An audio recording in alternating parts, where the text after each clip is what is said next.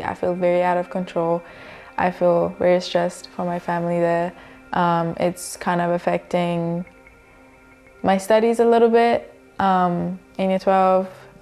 It's also affecting me just emotionally. As the world holds its breath. For people like Amita, it's been a tough few weeks. Watching the news and worrying about loved ones in Iran. Obviously, it's kind of a war zone. The main capital is in shambles. People are really in distress. All the social and Western social medias are down. I tried calling my dad like multiple times. The call kept getting canceled. Like it kept beeping, but it said on my phone that it is canceled and I can't reach.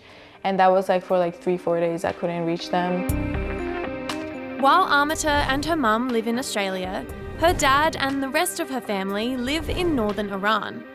Since the bombing started, internet and phone access has been patchy. Foreign journalists aren't often allowed into Iran, so there's not a lot of news about what it's like for people on the ground. But officials say hundreds of people have died. It's also been a scary time for people in Israel, where Iranian missiles have hit homes and killed more than 25 people. It's really scary, like in the middle of the night, right? You're sleeping, you're having dreams, and then you just get waken up by this me, right? Across the whole city. And you know you gotta run straight away. You're in the bunker, right?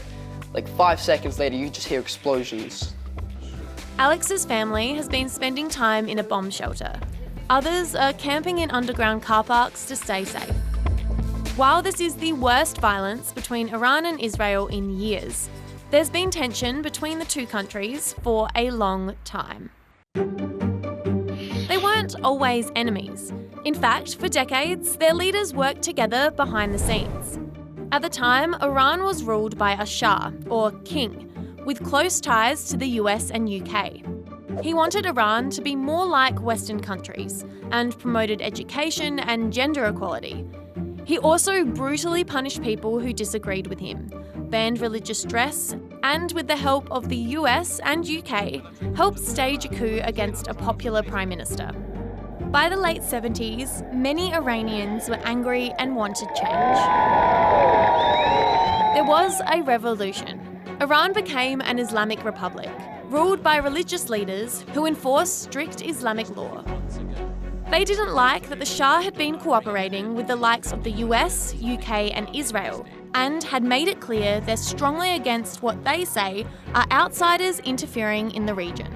Since then, Iran's leaders have repeatedly called for Israel's destruction and supported groups who oppose Israel and the US, including groups which have been accused of terrorism.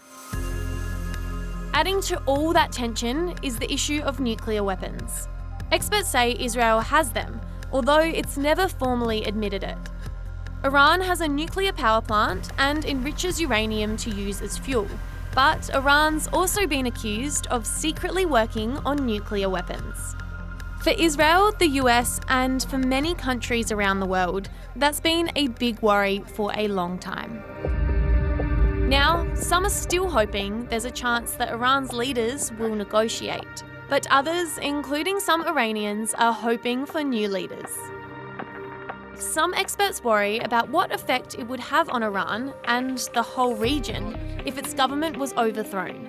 There's also been criticism of Israel for the way it has attacked Iran.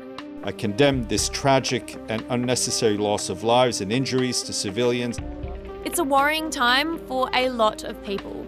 But Amita says she and many Iranians hope that whatever changes happen, they'll be for the best. I think it's important to shine light upon the fact that there is that hope for people, and that's what we stay, and that's the all positive side and we can hope for.